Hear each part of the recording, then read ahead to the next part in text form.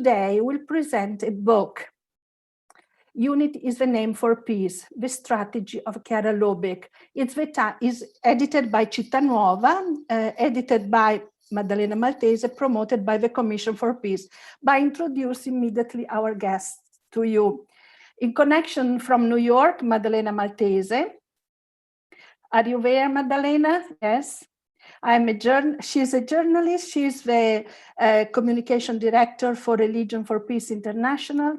She's correspondent for Città Nuova, an agency here, and she's a curator of a book, and she's the representative of New Humanity for New York, and she's the editor of the book. From Egypt, Munir Farak. From Cairo, he's a doctor, is a consultant for the healthcare strategies and systems in Egypt, is an ordinary member of the Pontifical Academy Pro-Life, professor of bioethics of the Oriental Institute of Giza in Egypt, is also a part of the Committee for Peace as well. Then from Damascus, should have been present Arlette. She couldn't be connected, so we'll show you a video and I give her greetings and also we'll share her reflection. And then we have Aziz Sadek, he's from Iraq. He is a student who moved to France after the war. And a witness of this has been published in the book as well. Then we have Maria Esther Salamanca. She's a part of the Committee for Peace from Spain. She's a professor of international and private rights at the University of Madrid, and she's the representative of New Humanity in Geneva. Hello to everyone. So we have been a team, and some will also join us later on. You can write in YouTube the questions, your feedbacks, your what you will need to speak of. What we had very much at heart, we are speaking about peace, and there are some reflections, some thoughts, some witnesses, proposals, in order to continue the journey towards a new humanity, a renewed humanity. I would like to start quoting some sentence of Chiara Lubich that is taken by the message that she gave to the 8th Convention of Religion for Peace. And today they sound so much updated of today. Why? Because we are experiencing together with all of humanity of how much is vital the fraternity that we need to build every day. Never as before we realize how each human beings are interdependent. These are Chiara Lubich's words, and that only together we can build a world that is reconciled. Never as before, like today, we are looking for a common way, a dialogue that is building and a reciprocal knowledge. To Maddalena, journalist and editor of a book, I will ask a question. You have written for Città Nuova since the conflict in Syria started. You wrote about 100 articles, more or less. Could you tell us your experience? What has brought you to live and work to build peace?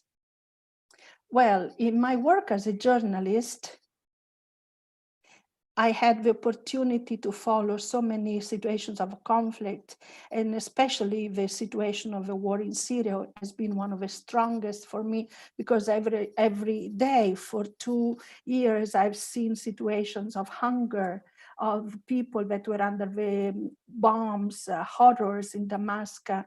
And every day, every week I spoke with Pascal, with Virgo, and their words brought me the reality there.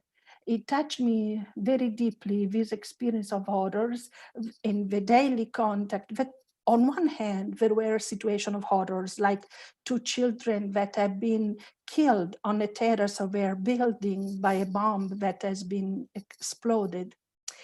Or another one that found the beheaded head of a child in front of her door. And yet I never heard from them any words of hatred or wishing them ill or death, but only speaking about love, solidarity, were like the anointing that were like a balsam in their lives. But the same, I experienced what my experience in Palermo, where I lived, and where I found myself in the midst of people that had been killed by organized crime and their families. They have been victims of corruptions.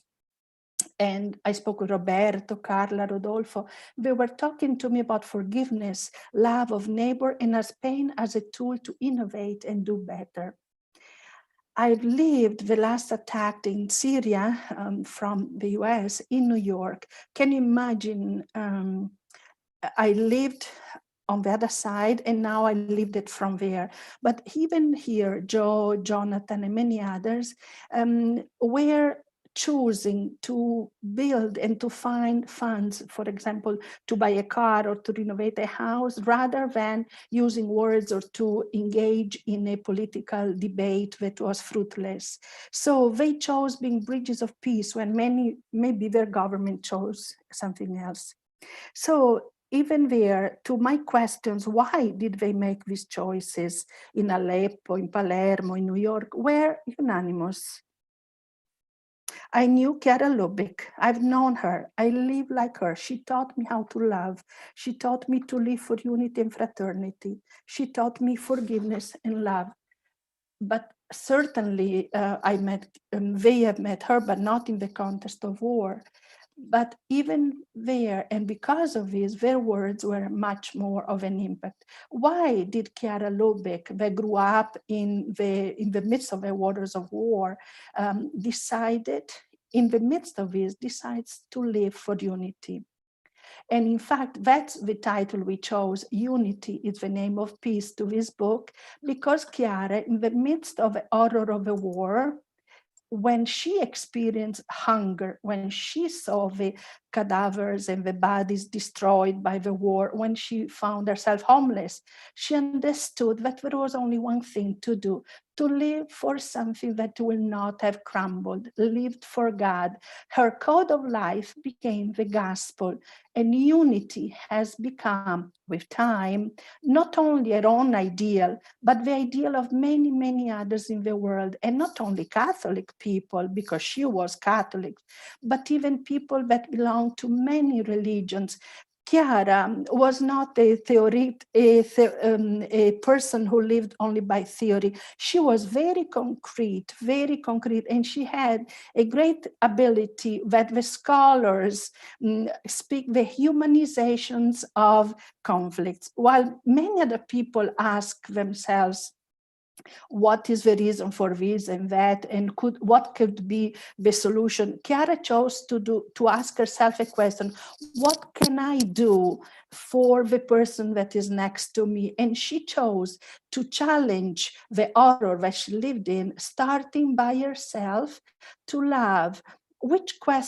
Posing herself, which questions, what does God want from us? So when the Committee for Peace of the Middle East asked me to search out and to look into this aspect and to collaborate with them on this journey, for me, it was a very strong experience, also on a personal level. You cannot write about peace if we don't learn with fatigue to be an instrument of peace.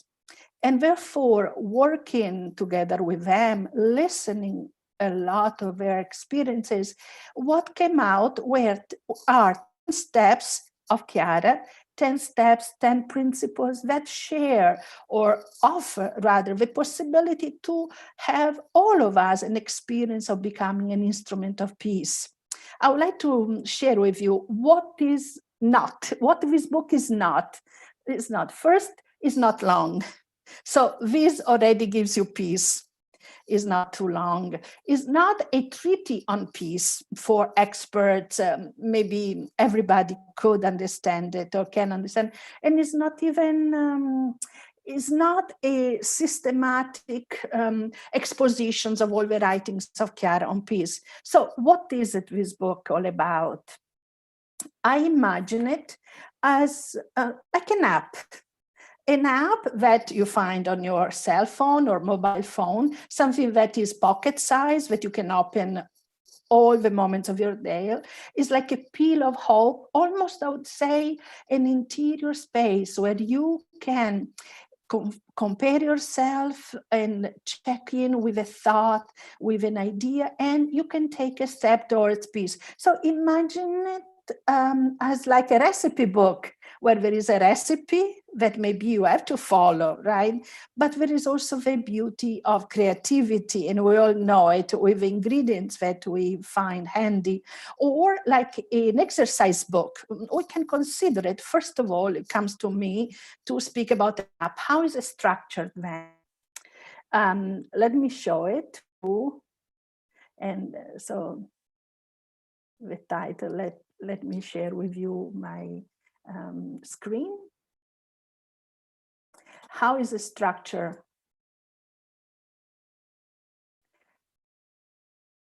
This book has 10 key words on Chiara's steps, and steps by step. Each word, each passage contains one thought of Chiara, a brief reflection of an expert or an imam or a rabbi, or someone representative from the Orthodox Church, to show the universality of his principles, of his steps. And then there is a challenge that each one of us can take to take a step towards peace. And then there is a piece of history, meaning someone that have already tried it and that can tell us that it is possible. Not that it is easy, but that it is possible. In this book, then, there are 3 definitions, very brief, that is to meditate and then to live it. And I am called to be a builder of peace. And in these 3 perspectives, there are also 3 dimensions. There are myself, neighbor, and the world. I cannot build it by myself. I always need someone else. And then the world. Chiara, for the spirituality of unity, for her concept of peace, there is not an individual or an intimate part of peace. Peace needs to bring change around us, within us, and around us. Maybe many of us think that the government's task to bring peace, but Chiara firmly believes that peace begins from the people, and then they will have an effect on the governments. And so why is it worth it to have this book on our cell phone like an app, or to have it in our pocket? It's small, because it's like a companion in our journey in the subway, or when we go to work, or on the bus, or still because it's like a cell phone of a friend when it's difficult to make peace, to solve the situations, or still because it's the space, almost like a mirror for ourselves, that we can look at to help us make a choice for peace.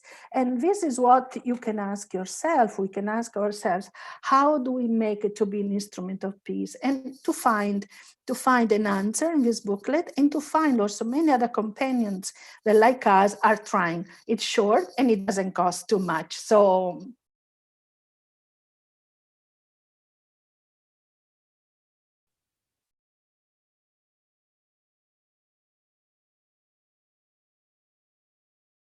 thank you, Maddalena, of this this presentation that is very energetic and yet very profound as well. I'm asking the one organizing it if we can show the first part of a video that Arlette has recorded, in thinking that the connection might not have been working because it's difficult from the Middle East sometimes to work.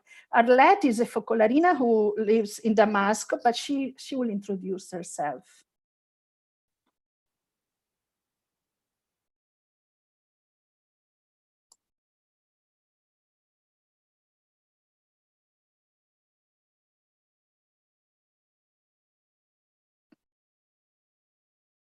Hello to everyone. My name is Arlette. I'm Lebanese, and I am from Syrian origins, and I live myself in Damascus. But I will share a little bit how this Committee for Peace has come about, the context in which it was born. As you know, for many years now, we have been witnessing and continue to witness various conflicts and wars in the Middle East region and Africa. Just think of a long conflict in the Holy Land, Lebanon, Iraq, Syria, not to mention almost all the other countries in the Middle East area.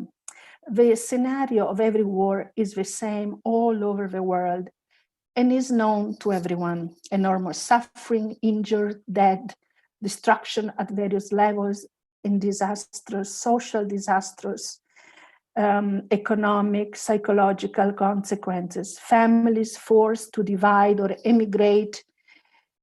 And we will not finish listening the dramas that are being experienced because of the wars. In face of all of this, we have certainly tried with all the communities of the Focolare to strive to raise support, to give hope, to respond to the various needs as far as possible. And we will never stop thanking for prayers, support, and concrete love made of many sacrifices from many people and communities around the world who have given us so much strength to move forward. We have truly experienced true unity and fraternity.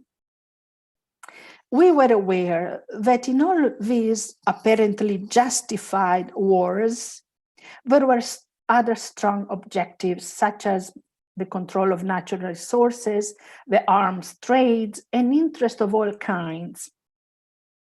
What can be done to stop all of this, to decrease injustices? In September 2015,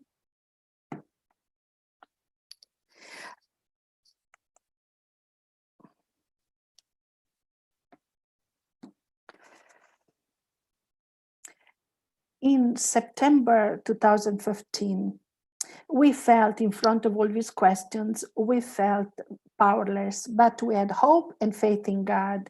So in September 2015, I was together with Philippe Hetzeler, Focolarino, in Rome to participate in an international conference of the movement as a representative of the Middle East and North Africa. As every year in this gathering, we try to deepen themes.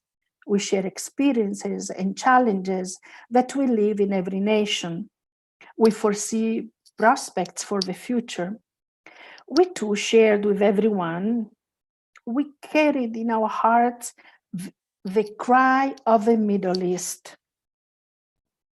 I remember that various commissions were formed at the time to reflect and better respond to needs and requirements around the world.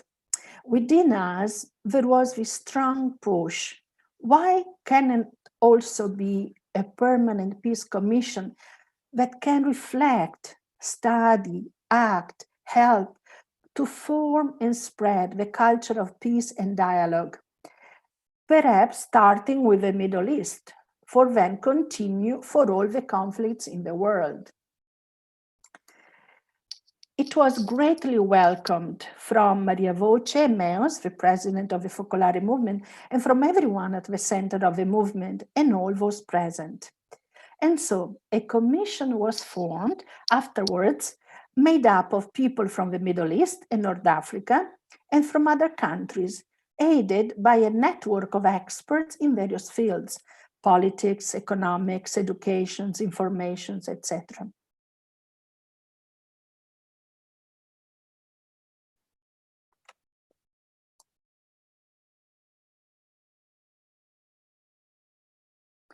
This is the first part of the video that Arlette, in fact, let's greet her. She's following streaming with YouTube. Now, I will give the word to the Professor Farag. That's also is and was part of the Peace Commission. It's a very active member. Would you like to tell us about this experience? Why did you come up with the idea of publishing this book? Thank you, Patrizia. As we were in the 100th years anniversary of Chiara, and we were reaching the conclusion of our work of the committee, what we thought, what can the commission do? And this idea came about this book. With the joy being in Rome for the Congress, so I could speak about it with other people of the commission. So we could say that is the fruit of the work of the Committee for Peace. And this Committee for Peace, we had one goal, the one of studying the possible causes of conflicts in the world, starting from the Middle East. We have been kind of urged by this, by the longest crisis in Syria, to try to identify possible ways for sustainable peace. So we've explored and gathered what the Focolare movement is already doing in favor of peace. He has done and is doing it throughout the years.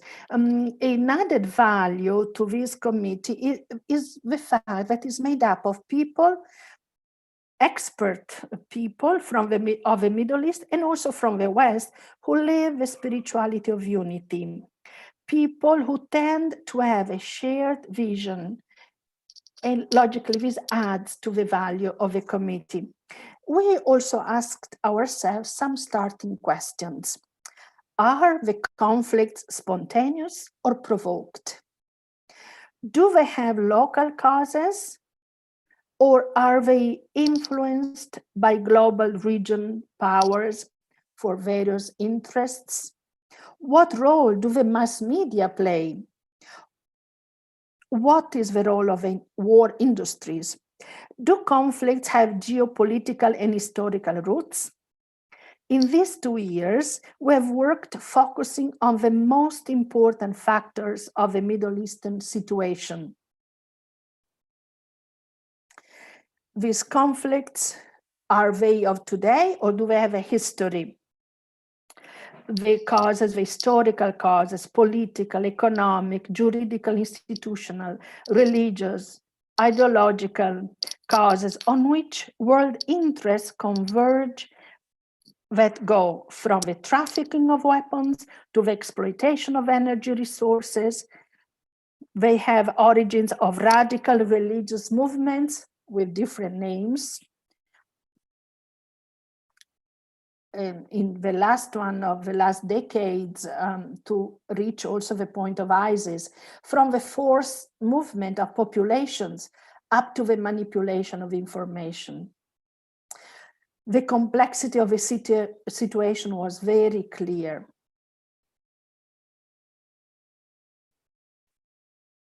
It's very clear, the complexity of the situation. So a clear objective was for us to suggest and disseminate guidelines and strategies to continue working together on education for peace, on humanitarian aid, on the spreading of a culture of peace, based on the importance of the formation and continuous information at 360 degrees. The idea of publishing this book seemed to us that it was a way that could easily, like Maddalena just explained to us, that it was a way to easily reach people, communities, and have a common basis for reflection from which to start. Thank you, Professor Farag. Another question I have for you. Are there other ongoing projects for the commissions? Yes, I can tell you that when we had some works done, as we will see, for example, from the Center of Information of the Focolare, we had organized meetings with a group of journalists, the mass media, presenting this initiative of the Focolare, of what's happening, the committee is happening, and it was deeply appreciated. So the committee has produced 28 main working documents. We are now in the editing phase of his works to also share the documentation from a historical and geopolitical point of view, and offer proposals for action to better interact and work for lasting peace. Thank you. We hope that this work will become, and it was a desire for many of us, that will become a permanent laboratory. Thank you, Professor Farag.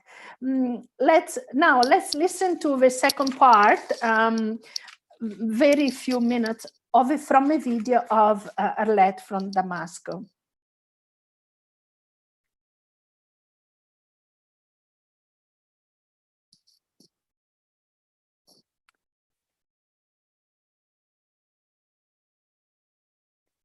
Is it coming?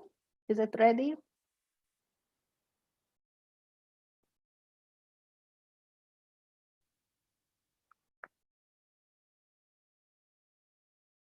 So the first point we wanted to ask ourselves the cause, and to elaborate a thought concerning the war, a thought that could be shared in order to understand how to form, how to work at the world level, to have the whole work of Mary interact and for peace, trying to reach peace. At the beginning, I remember someone from Jordan said, "The Peace Commission represents for me a great chance and a responsibility. I hope that over the time we will come to a vision of things enlightened by everyone's contribution, and for this we need to be purified by cultural, regional influence and by the opinions that are provided by the media or other influence groups." Following up, we had meetings, seminars, studies.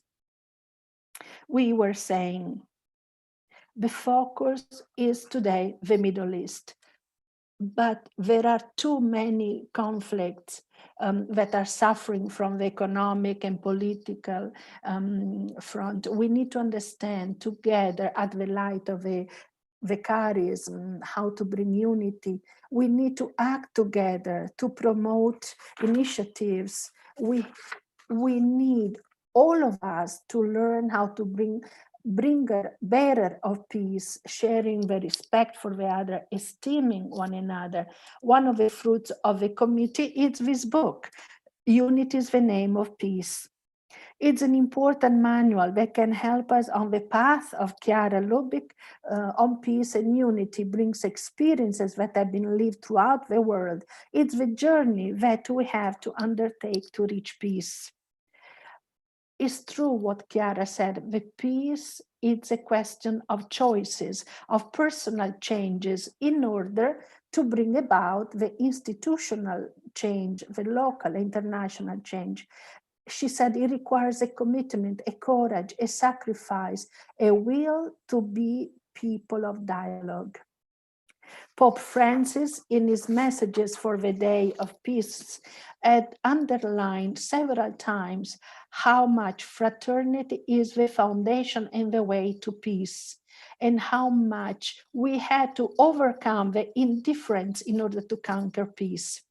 In these days, with the coronavirus, we had seen how much we need each other to live this fraternity. It's not easy to witness the fruits of hatred, violence, indifference, but the dream of a united world is printed and marked in our hearts, reemerges today more than ever in me. I believe in unity, and we work with all of you to make this dream come true fully on the whole earth, as Chiara said. When there is unity among peoples, there is peace in the world. Thank you. Thank you, Arlette. When there is unity, there is peace in the world. It's really in our theme. Maddalena, I'm coming back to you. Is there a sentence that says, it always touches me every time that you read the book, you want to find a message? every time you write a message, you have to give a message. Here, the message is very clear, but I would like to know what's your personal message that it's like a thread that runs through, a golden thread that runs through the book. Can you speak more about your undertakings? Well, certainly there is something very particular about these 10 steps of Chiara. It's certainly reciprocity. If I have to say what touched me personally, what I would like to transmit as a message is the idea that each one of us has been created as a gift for the others. And even those who we don't like. But in reality, it's what Chiara taught us with her life always. I think the reciprocity is one of the most important characteristics of Chiara. In 1990, when I was in Rome, the first time that I met Chiara Lubich in my life, and she launched a challenge to all of us. Starting from one of the sentences of Jesus that said, to love the other as you would like to be loved. If there isn't this ability within you, it becomes very difficult. I read only one piece, one excerpt that you will find in a book of Chiara was telling us, love is something very, very active that is not contained in the non-violence. It's not that. Is not solidarity. It means that you don't want to live any longer for yourself, but for the others. And this requires suffering, it requires fatigue, it requires to transforming ourselves from selfish men and women focused on our own interest, on our own things, in daily heroes that day after day are at the service of others, of the neighbors, ready to give also their own lives. And there became the greatest challenge to us. This is the vocation of the one who is young. But I think this is our vocation for all of us, that we remain eternally young, because this dream of peace, this that Arlette, Monir, that this group of the Commission for Peace has brought about is the idea that we can live in this way, that we have to understand, we have to go in depth in the issues in order to propose a strategy of life, a model, a witness.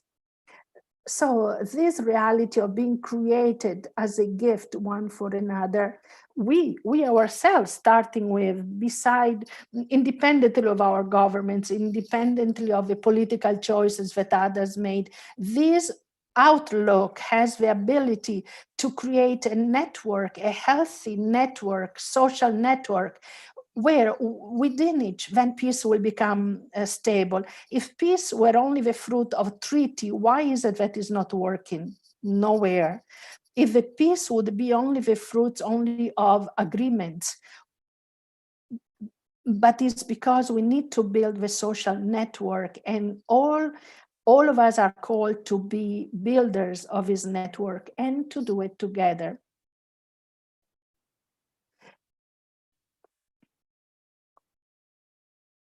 And the other message that I would like to share is the value of suffering.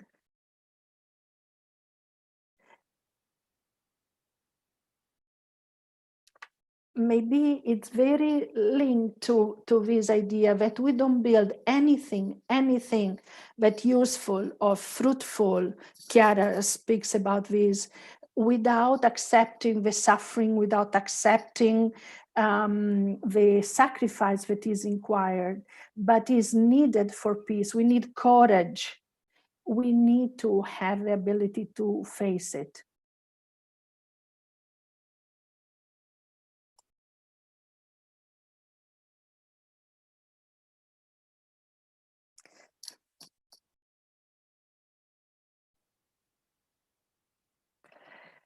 And this idea that is needed sacrifice, it's what inspired the United Nations. We know that is not perfect. I work across from the United Nations, and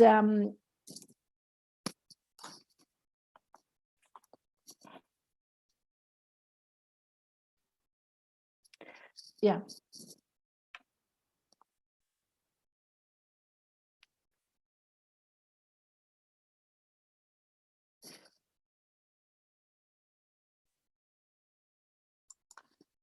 Mhm.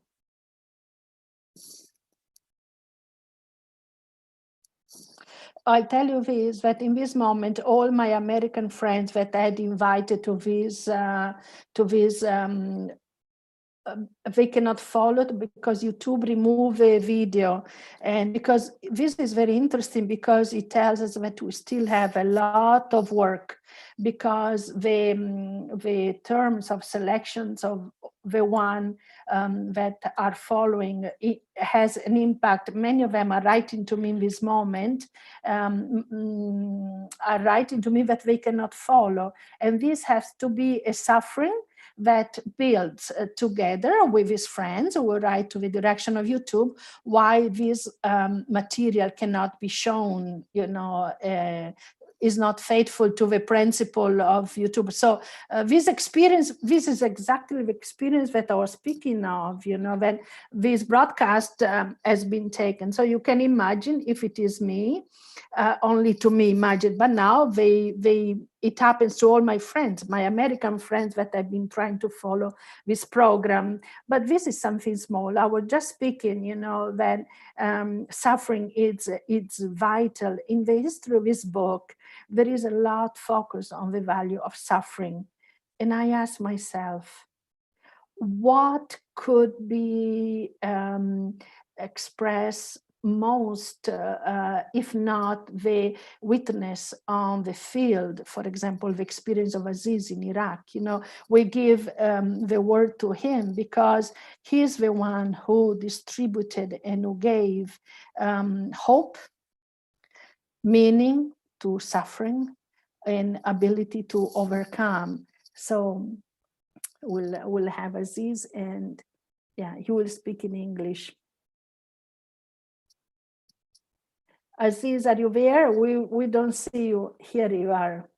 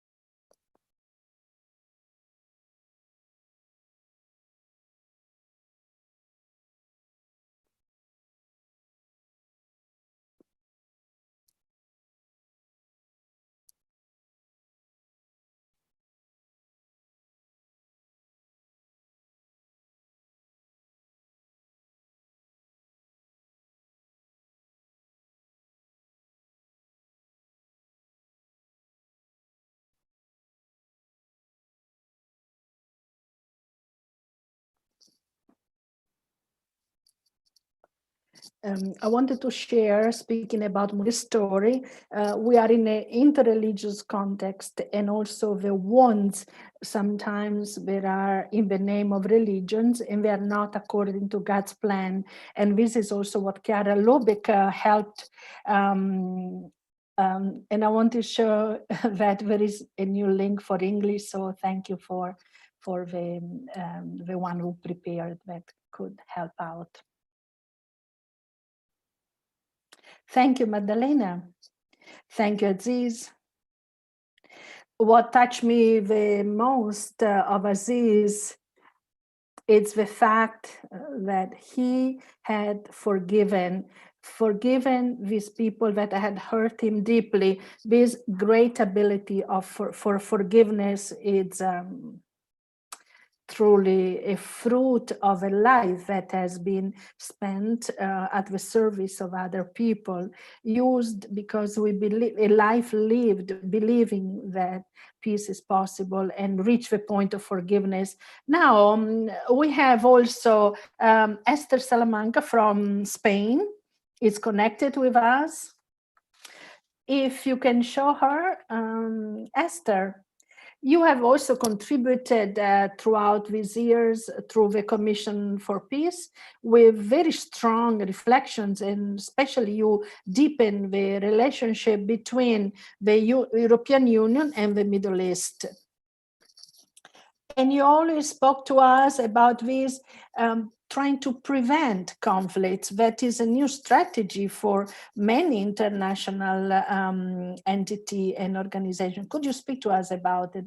Thank you, Patrizia. Yes, in these 2 years, the work of the Commission for Peace and the studying the causes of wars and conflict, I concentrated myself on studying how to prevent conflicts.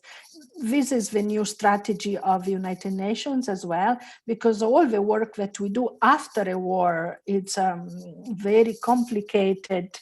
And therefore, after so many years, the United Nations, even the new Secretary General, we have said we have to work more in order to prevent conflicts. And now we see also in the European Union, the reflections that I made is that life of unity that comes from this book, it's a very precious contribution because it's our life that is applied to the building of peace. Like I said, we are builders of peace, peacemakers, and preventing conflicts has many levels, is multi-level. And so it's very important to underline the importance of the local community, and especially among different religions and different Christian denominations. And this is something that is very strong in the Focolare movement. And that's why this book, it's very important to me, is almost a manual for life. We have to have this conscience because the building of peace comes from the daily life, from the ground. And this is, for me, it's a very, very important booklet. Independently from the theory that we can spend time speaking of, but this is so important to speak about life and to put it into life. So now we still have some times for questions.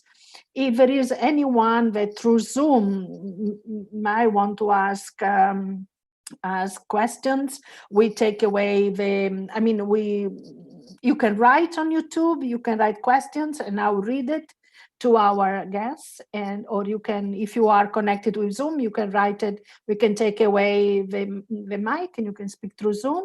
So there are many possibilities for conversation. So take courage. Let's see what is writing. Oh, there are from Washington. Amy from Washington has asked a question.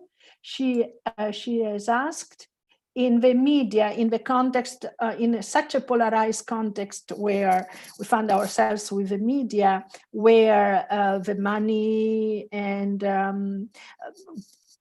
take the first place, if we have suggestions on how to take on such a challenge for peace. Well, from my own experience, I can say that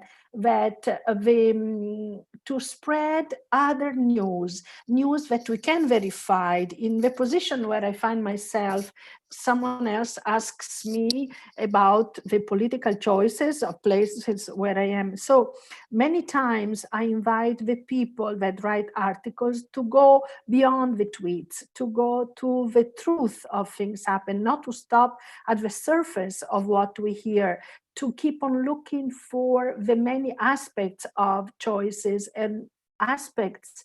And most important is to create occasions in which we can have witnesses, in where we can speak together, we can share. Also, maybe a chance that we can listen to Amy from Washington. So when we touch in the social tissue, when we have this experience in the community, then we kind of give less importance to this media. They are an attraction, but we have to exercise our ability to choose, our ability to be free, to exercise freedom, and the ability to build something else, not because these media, that bring us away from peace will not exist anymore, but because we have space of building something different. And I know so many other people that write maybe with a blog or maybe with a weekly contributions that are bringing about a difference and that share and are telling stories about this network of peace.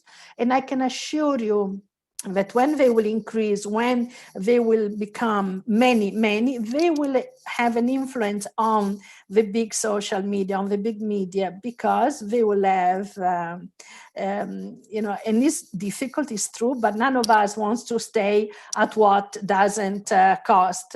I'm reading a lot of messages that are on the chat of YouTube. And then I give a word to Maria Benciveni that has asked to speak. From Boston said, greetings from Argentina, Egypt, Venezuela, Brazil, the Focolare from Cono Sud, from Italy, from Loppiano, our little international city, from the Middle East. I give the word now to Benciveni, that is here with Zoom, if you can. Can you hear me? Yes, yes. I'm very happy about this chance that also I can see many of the people of the Commission of Peace to which I had the honor to take a part of. And also I want to thank Maddalena that these documents from this feedback that we had, you have been able to put together such a work that I can't wait to read. And I saw that is already for sale as your book, but I haven't bought it yet. I want to say only one thing of this experience and then to ask you a question. The strongest experience was I was a part of a West, right, of this committee for the Middle East as a Westerner, but we have reached the point of becoming one reality. But this required, from my part, I arrived with the attitude almost of saying, what can we do for you that are in a war zone or in conflict? And then understanding that I only had to make room to the greatest suffering of his people, but also to make room for the greatest richness that they have. And they have meetings and meetings for which we ask, explain us more, explain us more, explain us more, in order to reach the point to understand a little bit more this huge complexity in order to be able to love more. And it was for me a human, cultural, rich, very rich experience. And we also had the desire, very strong desire, to have an instrument that we could invite everyone to stand up, starting with the members of the Focolare movement, but everyone to be able to stand and walk as builders of peace. So there was a moment that you said in the ideal of Chiara Lubich, in her own proposal or strategy, there is not, in Italian, is intimate experience in the sense that is only concerning the individual. And I want to provoke you in a certain sense, because sometimes in the commitment for peace, and the commitment that is also public and externalized and public, we kind of withdrew. We are not a movement for peace, we are the movement for unity. So it's almost seemed to us that reaching peace is almost too little, and yet unity is the name of peace. Where did you find the passage from a personal dimension of witnessing, of living it, very, very important, peace starts from me, to a peace that becomes a commitment, that becomes a social and civil commitment?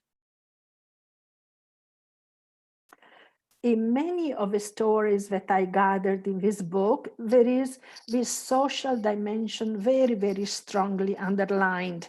There is also the intimate dimension of a personal choice. That is also the dimension of putting ourselves together, also of the other one, and the dimension of the world. These three dimensions cannot do without each other. They cannot exist without one another. And so when this part is missing in the world, so what can I do in order to change the world, to change together with? So in putting it into practice, there is something still missing. There is a stimulus that is needed. Chiara did not dream of a movement for peace, but for her, without peace, unity is not complete. Unity encloses, embraces peace, but peace is one of the conditions for unity, is the condition, the necessary condition for peace. And therefore, throughout this meeting with the Committee for Peace, I could also read many contributions like Professor Salamanca, Professor Buonomo, where there is the challenge of this peace, this network of peace and social network, and therefore through which a peace that is also expanded on treaty could become permanent. A friend of mine from the community of Sant'Egidio a few months ago was at the table for an agreement to work on peace for Sudan, and he told me, you know, we are here to apply the dialogue of the method of dialogue, as Chiara Lubich taught us, as Andrea Riccardi taught us. We have these teachers, and here we are at the table. At this table, there were head of states, ambassadors. There was this friend of mine, but there was this conviction that this peace that was lived in their own community for many, many years, they could sit now at the table with the head of states, indicating a journey, a way also for Sudan. I would love that next year we'll find ourselves at this table, because this book is open book. It doesn't finish with 30 pages, but every step that is proposed becomes the story of each one of us, of our own community. Maybe next year we'll find ourselves with 300 stories of peace that will prove to us that this strategy is working for me, it works in my family, in my civil community, in my little municipal town, and will have a huge impact. Thank you, Maddalena. And thank you, Maria, to you as well. So here we have messages of gratitude for the theme that was chosen, and especially for the publication of this book. At the end, we'll give you some indications of you. So greetings from Colombia, from the Amazon. Greetings to you, especially Portugal, Athens, Brazil. They are following us. Someone is asking us if there are tools that are more efficacious tools for communication, for spreading the culture of peace. Who wants to answer?